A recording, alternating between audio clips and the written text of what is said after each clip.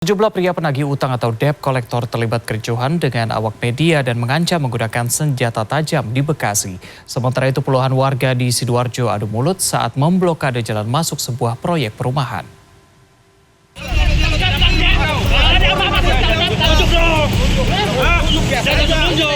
Kericuhan terjadi antara awak media dan sejumlah pria penagih utang di Jalan Raya Cikarang, Lemah Abang, Bekasi, Jawa Barat, Selasa siang saat dihalang-halangi ketika sedang meliput. Bukan hanya itu, beberapa orang diantaranya mengintimidasi hingga terjadi aksi saling dorong. Para penagih hutang menolak diliput saat sedang merampas satu unit mobil yang dikendarai warga di tengah jalan. Mereka dapat dilerai setelah pihak kepolisian Resor Metro Bekasi tiba di lokasi. Jadi memaksa orang lain untuk menyerahkan, itu dalam konteks apalagi di tangan pihak ketiga misalnya gitu kan, secara paksa, kemudian itu tidak boleh. Sudah ada aturan mainnya. Meskipun tidak beruang, tapi ini warga. Sementara itu keributan terjadi antara sejumlah pria dan warga yang mencegah alat berat masuk ke sebuah proyek pengembangan perumahan dengan memblokade jalan di Sidoarjo, Jawa Timur pada Selasa.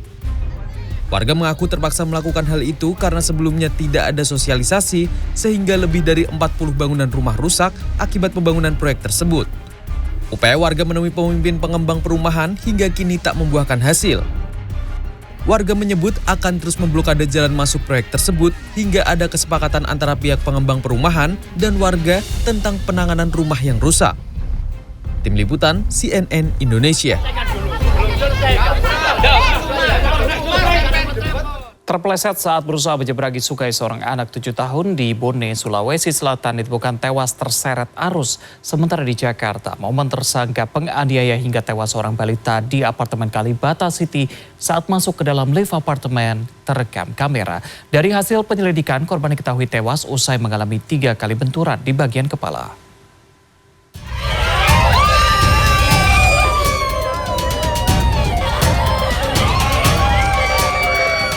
Kedatangan jenazah Noval, bocah 7 tahun yang ditemukan tewas tenggelam setelah terseret arus di Sungai Lajua, Kabupaten Bone, Sulawesi Selatan pada Selasa disambut isak tangis histeris keluarga.